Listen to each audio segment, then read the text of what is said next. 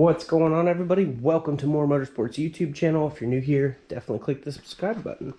So today I'm going to be unboxing and reviewing the K-Power Industries intake manifold for rear-wheel drive K-Series setups. Real quick before we open that, I wanted to explain what this is. So this is a Mazda B2300. I took the original engine out and transmission, put an RX-8 6-speed manual, paired that with a K20 out of an Acura RSX. With an adapter plate from Collins Performance, and it's going to be a really fun truck. I'm still going to be using it as a work truck, but I'm also going to have a ton of fun in it.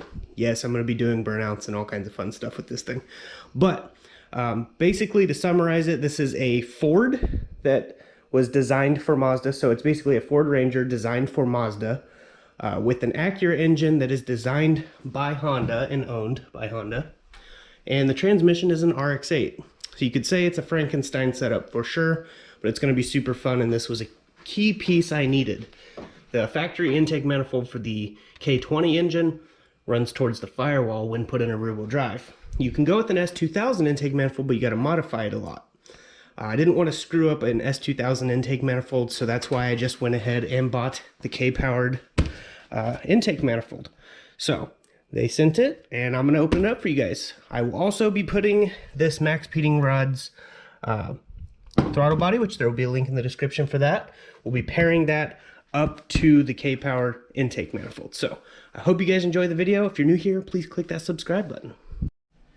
Okay, so the turnaround for this wasn't very long. I think it only took like 3 days to get here, and it's a weekend, so that's even better. Basically just going to go ahead and open this up for you guys. Now, they did say that there's a few things I need to get, but we will see what all it came with. There's a barb fitting I think I need, but not a big deal. I can easily get that. And here it is. All right.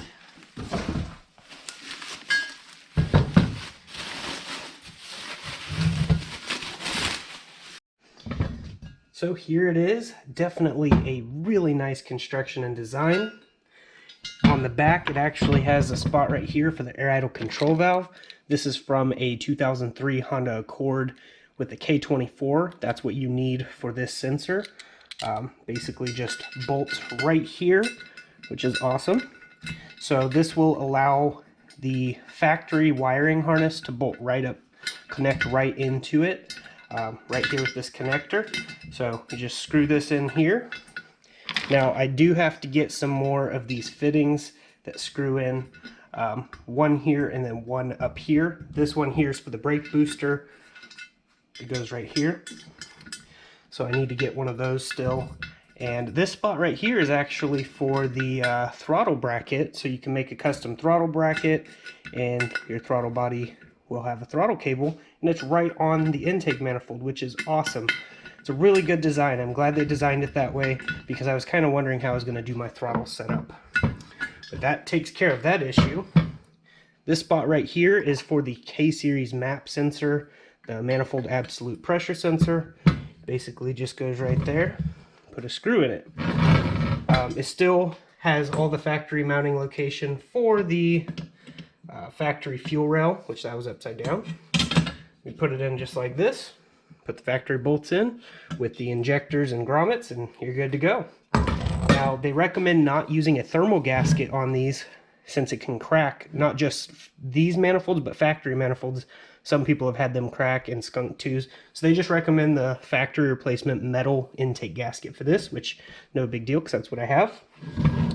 Now this here does have a B-Series throttle body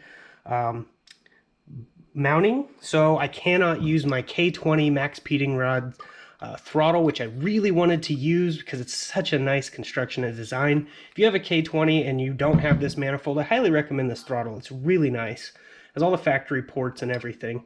I made this little block off for the bottom because that's where the air idle control valve goes.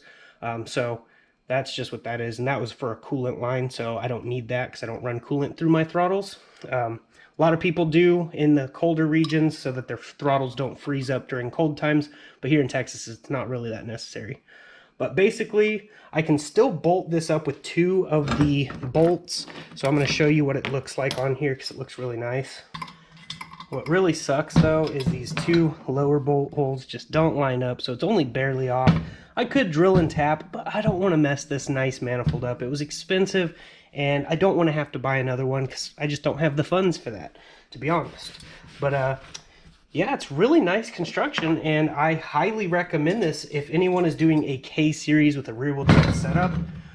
You will have to modify a little bit to get it in, which I will be doing on my other channel, Texas Honda channel. If you want to see the install of this, definitely click the link in the description. Go over there, subscribe, because I will have this going in. But I'm going to go ahead and do that video, and I'll show you what it looks like installed.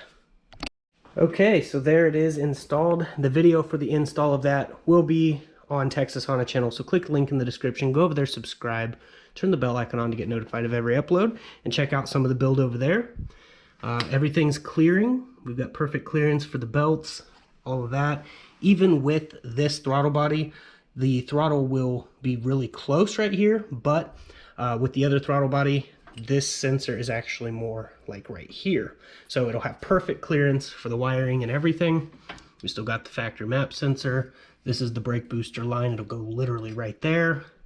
This is a K24 throttle cable that I basically just screwed some holes in the firewall and installed. It was really easy. It went right to the factory throttle, and it'll go right there, and the bracket will line up perfectly with where the location is. So definitely recommend this K-Power intake manifold if you're doing a rear wheel drive K-swap. I prefer this over doing the S2000 manifold because you can screw the S2000 manifold up really easy if you cut it wrong. And this has more volume, so you'll make more power with this manifold. Yes, it is $590 after it's shipped and taxed and everything, but I say it's definitely worth it for sure because you have clearance and everything.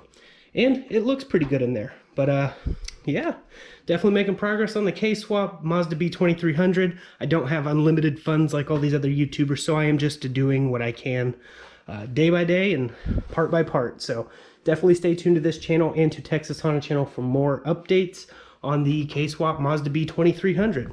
But I'm going to go ahead and get off here, get this video edited and Texas Honda channel's video edited so you guys can have some more content. So see you guys in the next video. And as I like to say, God bless, stay safe, stay awesome.